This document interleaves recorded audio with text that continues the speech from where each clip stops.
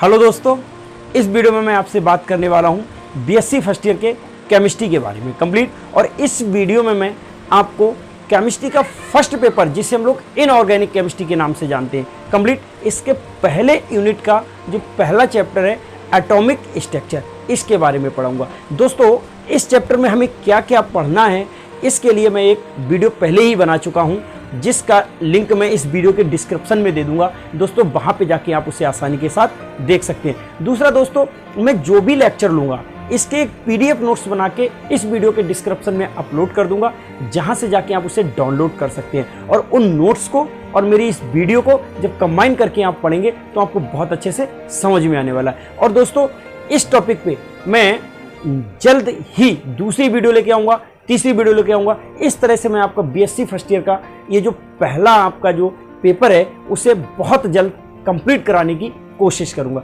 इसके लिए आप मेरी इस वीडियो को लाइक करें, शेयर करें और चैनल को सब्सक्राइब करना ना भूलें।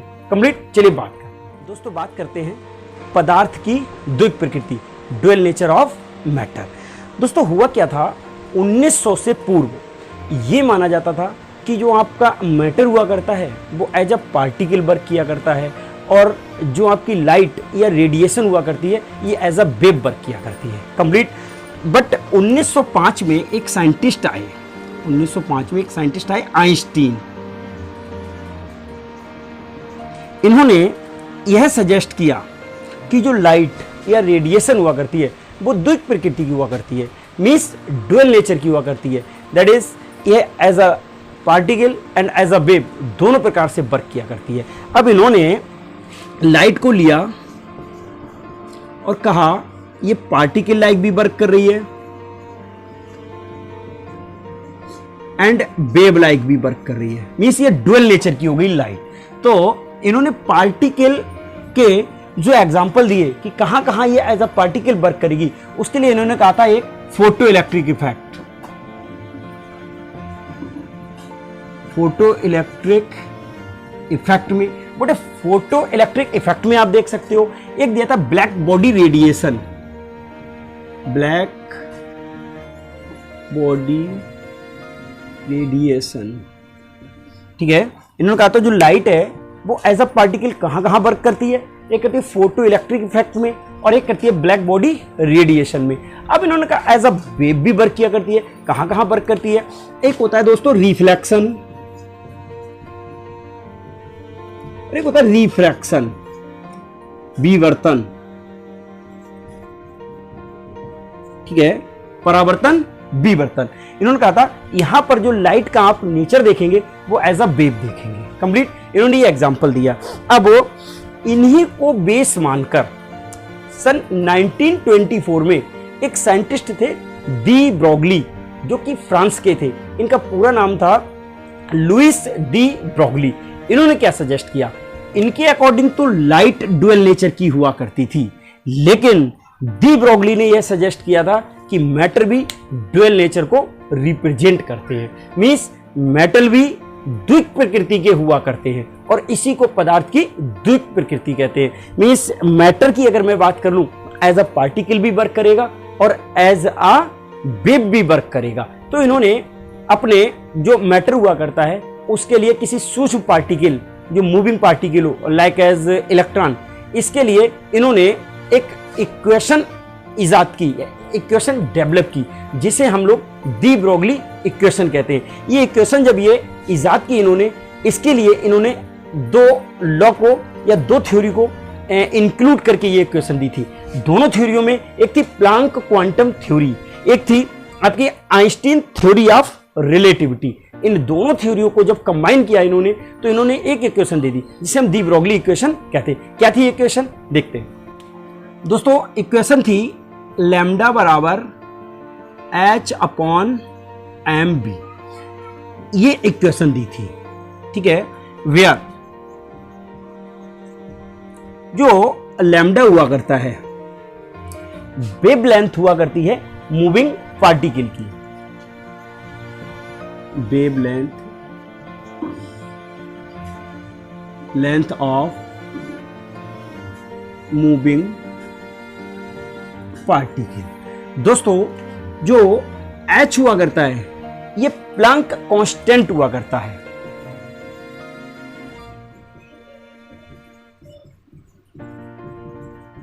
कांस्टेंट दोस्तों, जो m हुआ करता है ये मास ऑफ मूविंग पार्टिकल हुआ करता है।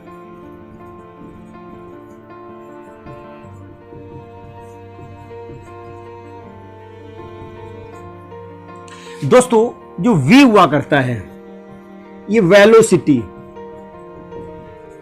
Of moving particle. कंप्लीट है। तो दोस्तों, अब बात आती है कि इसके डेरिवेशन की। चलिए उस डेरिवेशन पे भी बात करते हैं। दोस्तों, बात करते हैं डी ब्रोगली इक्वेशन के डेरिवेशन की, निगमन की। बहुत ही इंपॉर्टेंट है, आपको ध्यान रखना है। कंप्लीट।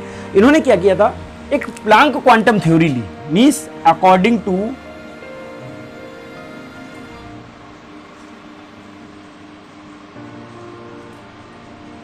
Planck quantum theory. ठीक है, क्या थी प्लांक क्वांटम थ्योरी? प्लांक ने यह बोला था जो एनर्जी हमें प्राप्त हुआ करती है वो सतत ना होकर टुकड़ों में प्राप्त होती है, और प्रत्येक टुकड़े को हम लोग क्वांटा या फोटान कहा करते हैं। और एक फोटान की जो एनर्जी हुआ करती है वो हुआ करती है E बराबर h न्यू। कंप्लीट। इसे इक्वेशन फर्स्ट ले लिया। अगर मैं यहां पे देखूं where E equal energy, h equal Planck constant, और न्यू इक्वल जो हुआ करता है वो कहता है फ्रीक्वेंसी ऑफ रेडिएशन। फ्रीक्वेंसी जिसे हम लोग क्या बोलते हैं, आवृत्ति। कंप्लीट। तो frequency of radiation. Frequency of radiation.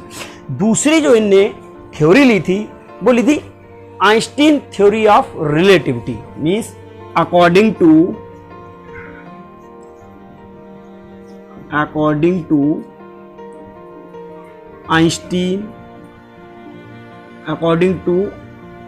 Einstein relativity theory या थ्योरी ऑफ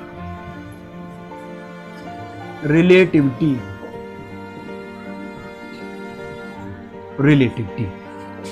आइंस्टीन की थ्योरी के अकॉर्डिंग इन्होंने, जो आइंस्टीन की थ्योरी थी उसका एक इक्वेशन था E बराबर mc स्क्वायर। ठीक है, वेयर इसे इक्वेशन सेकंड मान लिया दोस्तों। वेयर अगर बात कर लूं E is equal energy, m equal mass, particle का मास है। कंप्लीट। C इक्वल होता वेलोसिटी। वेलोसिटी मींस वेग, तो C is equal velocity and m equal मास। अब अगर मैं देख लूं ये भी एनर्जी है और ये भी एनर्जी है, दोनों एनर्जी को अगर कंबाइन किया जाए means equation first and second, from equation first and second, equation first and second. Complete है। इक्वेशन फर्स्ट एंड सेकंड से देखें तो एनर्जी सेम हुआ करती है। मींस LHS इनके बराबर, तो RHS भी कैसे आएंगे, सेम। जब एनर्जी की बात हो रही है तो क्या हो सकता है, H न्यू बराबर m c स्क्वायर। कंप्लीट है दोस्तों। ये क्या हुआ करती थी, ये फ्रीक्वेंसी हुआ करती थी। अब आपने फ्रीक्वेंसी के केस में n को सुना होगा। ठीक है, ये रेडिएशन की फ्रीक्वेंसी है। आपने ये पढ़ा होगा v बराबर n लैम्डा। v बराबर n लैम्डा ये पढ़ा होगा, जहां पर v इज इक्वल वेलोसिटी हुआ करती थी। यहां पर वेलोसिटी क्या है, c लेके चले हम लोग। कंप्लीट है। फ्रीक्वेंसी के उसके वेव के केस में यहां पर v, अगर मैं इसे रिप्लेस करूं तो क्या आएगा, यहां पे c। फ्रीक्वेंसी क्या है यहां पे n, हमारी फ्रीक्वेंसी क्या है म्यू, और लैम्डा क्या हुआ करता था, वेवलेंथ। कंप्लीट है। तो अगर मैं यहां पे फ्रीक्वेंसी के केस में देखूं, एक फार्मूला बन जाएगा n बराबर v वाई लैम्डा। यहां से भी एक फार्मूला बन सकता है, frequency is equal velocity of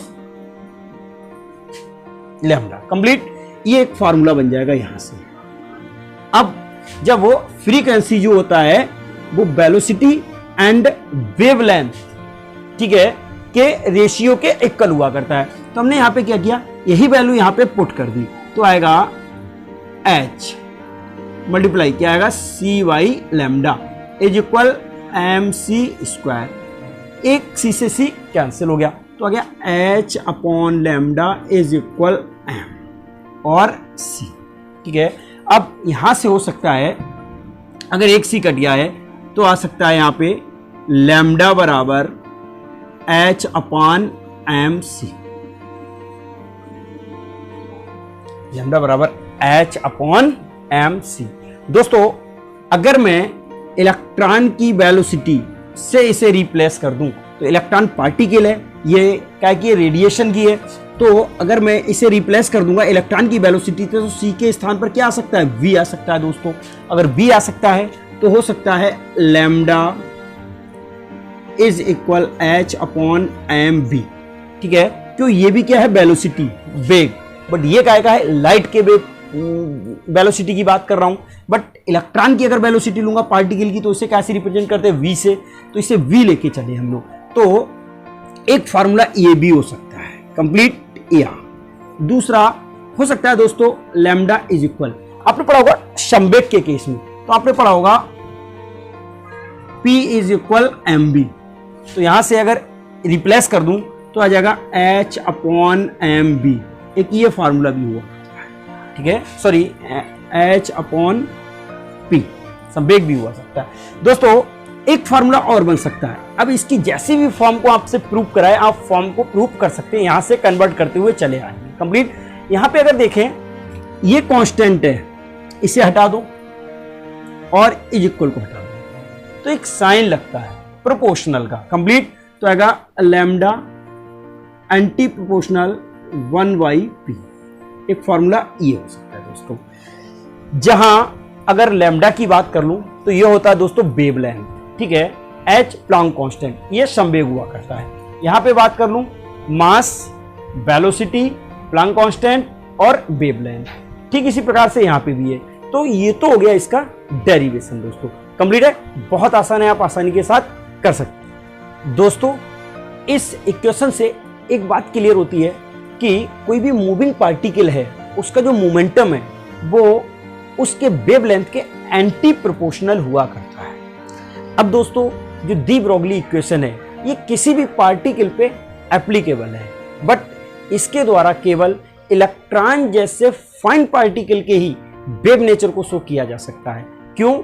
इसका कारण ये है कि जो लार्ज पार्टिकल हुआ करते हैं उनका वेवलेंथ तो हुआ करता है बट उसका मेजरमेंट इम्पॉसिबल होता है। इसे एक एग्जाम्पल के द्वारा समझते हैं। दोस्तों अगर इसके एग्जाम्पल की बात करें तो एग्जाम्पल के लिए हमने एक माना कोई एक स्टोन है, ठीक है, जिसका जो मास है m इक्वल, ठीक है, मास m इज इक्वल है 100 ग्राम, 100 ग्राम, इसका जो मास है वो 100 ग्राम, और यह जो गतिशील है, ठीक है, मीन्स जो वेलोसिटी है इसकी v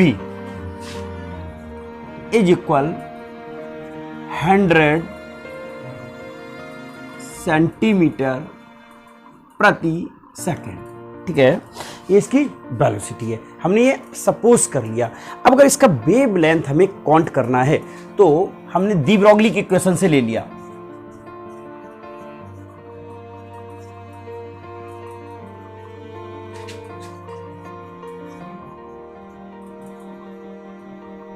डी ब्रोगली इक्वेशन क्या थी? De Broglie equation lambda is equal h upon M B, complete. यहाँ h क्या था? ये प्लैंक कांस्टेंट था। प्लैंक कांस्टेंट इसका एक वैल्यू हुआ करता है, h इक्वल हुआ करता है 66256 इंटू 10⁻34 और जूल सेकेंड, इसका वैल्यू हुआ करता है, कंप्लीट है। अब वो इस वैल्यू को हमने इसमें पुट कर दिया, तो वेव लेंथ काउंट करने के लिए h इक्वल कितना है into 10⁻34 y m is equal कितना है हमने लिया है, सपोज किया है 100 एंड v वेलोसिटी भी कितना लिया हमने 100। अब अगर इसे काउंट किया जाए तो 2 पावर यहां से मिलेंगी 2 पावर यहाँ से मिलेगी और 2 2 4 और ये ऊपर जाएगी, क्या हो जाएगी माइनस। तो यहाँ पे जो वैल्यू थी ये भी जब ऊपर वैल्यू जाएगी तो ये भी माइनस हो जाएगी -4। अब लैम्डा इज इक्वल आएगा, ऐड कर लो -30A। ये क्या गया, ये वेब लेंथ आ गई, ठीक है, वेब लेंथ आ गई। बट ये जो वैल्यू है, ये वैल्यू इतनी कम है कि इसे किसी भी इंस्ट्रूमेंट के द्वारा मेजर नहीं किया जा सकता। जब इसे किसी भी इंस्ट्रूमेंट के द्वारा मेजर नहीं किया जा सकता है तो इससे स्पष्ट हो जाता है कि जो आपका डी ब्रोगली इक्वेशन हुआ करता है वो केवल माइक्रोस्कोपिक पार्टिकल के लिए ही वैलिड हुआ करता है, कंप्लीट है। और लार्ज पार्टिकल की जो वेव लेंथ होती है वो इतनी मिनिमम होने की वजह से उसे मेजर नहीं किया जा सकता, इसलिए उस पर अप्लाई नहीं किया जा सकता, कंप्लीट, ये ध्यान रखेंगे। अब दोस्तों बात कर लेते हैं इसके जो भी है एक्सपेरिमेंटल वेरिफिकेशन की, ठीक है, means experimental verification of D Broglie equation. चलिए बात करते हैं दोस्तों। डी ब्रोगली इक्वेशन का जो एक्सपेरिमेंटल वेरिफिकेशन था वो करने के लिए 2 साइंटिस्ट आए सामने, ठीक है। एक का नाम था डेविसन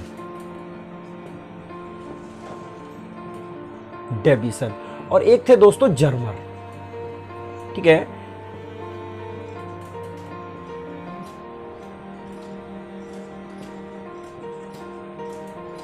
जर्मन दोस्तों, इन्होंने क्या किया था 1927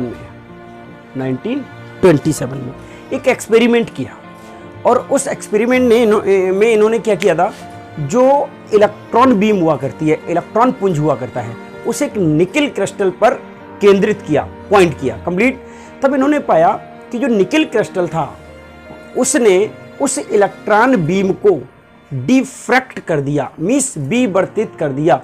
और ये डिफ्रैक्ट होना एक वेव का कैरेक्टर हुआ करता है, जिससे इन्होंने इस प्रयोग के आधार पर यह प्रूव कर दिया कि जो आपकी डी ब्रोगली इक्वेशन हुआ करती है ये बिल्कुल सही है, कंप्लीट है। अब इन्होंने इस पूरे एक्सपेरिमेंट के लिए एक सेटअप तैयार किया था, उस सेटअप की भी बात करते हैं दोस्तों। ये डेविसन व जर्मर का एक्सपेरिमेंटल सेटअप है, कंप्लीट। इसमें इन्होंने सबसे पहले एक टंगस्टन मेटल जो आती है उसका फिलामेंट लिया, टंगस्टन मेटल जो बल्ब में लगा हुआ होता है, कंप्लीट है। तो टंगस्टन मेटल का एक फिलामेंट लिया, इसे इन्हें एक बैटरी से गर्म करने के लिए अटैच कर दिया, जोड़ दिया। इस बैटरी के हेल्प से जैसे ही इन्होंने इसे हीट किया, मींस गर्म किया इसे, तो गर्म करने पर इससे इलेक्ट्रॉन लूज होने लगे। अब इलेक्ट्रॉन का दोस्तों कोई एक प्रॉपर वे तो है नहीं। अब जैसे यहाँ से अगर कोई प्लेट है, यहाँ से जब इलेक्ट्रॉन लूज हो रहे हैं तो उनका कोई ये भी डायरेक्शन हो सकता है, ये भी हो सकता है, ये भी हो सकता है, ठीक है, उसका कोई प्रॉपर एक डायरेक्शन नहीं है। तो क्या किया, हमें इसे बीम में कन्वर्ट करना था, एक बीम, इलेक्ट्रॉन बीम बनाना था, क्योंकि क्रिस्टल पे हमें इसे हिट करना है, मींस पॉइंट करना है। तो हमने क्या किया, यहाँ से जो भी इलेक्ट्रॉन लूज हो रहे थे, इन इलेक्ट्रॉनों को एक बीम में कन्वर्ट करने के लिए इन्होंने एक चार्ज प्लेट लगा दी बीच में। चार्ज प्लेट लगाने से क्या बेनिफिट मिलेगा, अरे भाई जितने इलेक्ट्रॉन यहाँ से लूज हो रहे होंगे उन सबको जैसे ही पॉजिटिव मिलेगा इधर से, तो एक साथ में ऐसे करके आ जाएंगे। और ये चार्ज प्लेट से होते हुए ये जो यहाँ से लूज हुए थे एक डिफरेंट डायरेक्शन में, वो सब एक डायरेक्शन में आ जाएंगे और ये एक डायरेक्शन में आके काहे में कन्वर्ट हो जाएंगे, एक इलेक्ट्रॉन बीम में कन्वर्ट हो जाएंगे। और एक इलेक्ट्रॉन बीम को हम लोग क्या बोल सकते हैं, accelerated electrons, complete accelerated electrons. अब दोस्तों जैसे ये बीम हम लोग आगे ले जाके किस पे पॉइंट कराएंगे, एक निकिल क्रिस्टल पर। ये एक निकिल का क्रिस्टल है जिसपे हमने इसे पॉइंट कराया।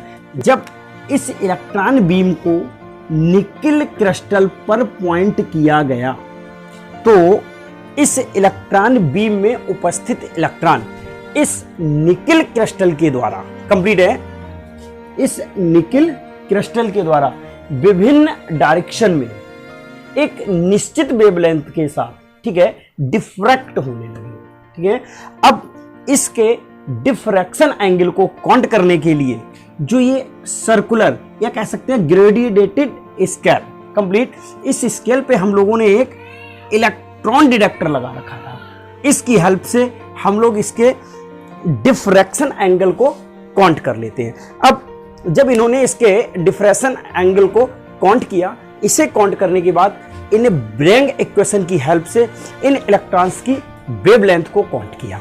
अब वेवलेंथ को जब काउंट किया तब इन्होंने पाया कि इस वेवलेंथ की वैल्यू ठीक उतनी आई है जितनी की डी ब्रोगली इक्वेशन से काउंट करने पर आती है, जिससे प्रूफ होता है कि डी ब्रोगली इक्वेशन सही है। कंप्लीट। अब दोस्तों इस वीडियो में हमने सबसे पहले पढ़ा था ड्यूअल नेचर ऑफ मैटर, फिर डी ब्रोगली इक्वेशन क्या है, फिर उसका डेरिवेशन पढ़ा है दोस्तों। अब हमने इसका जो एक एक्सपेरिमेंटल वेरिफिकेशन था वो भी इसका पढ़ लिया है। अब दोस्तों बहुत इंपॉर्टेंट एक इसमें छोटा सा लॉ है जिसे हम लोग हाइजेनबर्ग अनसर्टेनली लॉ कहते हैं, प्रिंसिपल कहते हैं। कंप्लीट। उस पर भी बात कर लेते हैं। चलिए बात करते हैं दोस्तों, बात करते हैं हाइजेनबर्ग अनसर्टेनली लॉ की। इस लॉ को आपने फर्स्ट ईयर लेवल पे पढ़ रखा है, ठीक है। इसे साइंटिस्ट हाइजेनबर्ग ने 1927 में रिप्रेजेंट किया था। इन्होंने बोला था इलेक्ट्रॉन जैसा कोई सूक्ष्म पार्टिकल जब किसी पथ पर गतिशील होता है तो उसकी पोजीशन एंड उसके मोमेंटम का एक साथ में सही निर्धारण करना संभव नहीं है। कंप्लीट। यदि हम इसकी पोजीशन का सही निर्धारण करते हैं तो इसके मोमेंटम में अनिश्चितता आती है, और यदि हम मोमेंटम का सही निर्धारण करते हैं तो इसकी पोजीशन में अनिश्चितता आती है। इसके लिए इन्होंने पोजीशन में अनिश्चितता और मोमेंटम में अनिश्चितता का एक रिलेशन दिया था। इन्होंने बोला था डेल एक्स ये पोजीशन में अनिश्चितता है, कंप्लीट, इनटू डेल पी ये मोमेंटम में अनिश्चितता है, ग्रेटर देन या इज इक्वल हुआ करती है h/4 पाई के, यहाँ h प्लैंक कांस्टेंट होता है। ये दोस्तों इन्होंने एक रिलेशन दिया। अब इस रिलेशन के अकॉर्डिंग आपने एक और समीकरण बना सकते हैं। क्या समीकरण हो सकती है दोस्तों? डेल्टा एक्स तो ऐसा ही रह सकता है, कंप्लीट, डेल्टा पी, यहाँ पर मोमेंटम की बात हो रही है तो मोमेंटम इज इक्वल हुआ करता है मास इनटू वेलोसिटी। अब अगर इसमें चेंज लगाएंगे तो मोमेंटम चेंज हो सकता है, मास तो सेम रहेगा पार्टिकल का, और वेलोसिटी चेंज हो सकती है। तो डेल पी की जगह हम लोग क्या लिख सकते हैं, एम, और डेल बी ग्रेटर देन दोस्तों h/4 पाई, एक ये इक्वेशन हुआ करती है। और दोस्तों चेंज करना चाहे तो आप लिख सकते हैं del X into del V is equal h/4 pi. दोस्तों ये m इसके नीचे ला सकते हैं, m। दोस्तों ये तो इसकी इक्वेशन हो सकती है। अब बात करते हैं, जैसे ही इस पे हमने आपको हाइजेनबर्ग की अनिश्चितता का सिद्धांत पढ़ा दिया दोस्तों। आज के इस वीडियो में मैं इतना ही आपका पोर्शन लेके चलूंगा। अब इसका सेकंड लेक्चर बहुत जल्द अपलोड करूंगा। उस लेक्चर को पाने के लिए आप मेरी इस वीडियो को लाइक करें, शेयर करें और चैनल को सब्सक्राइब करना ना भूलें। आज की इस वीडियो में इतना ही। That's it.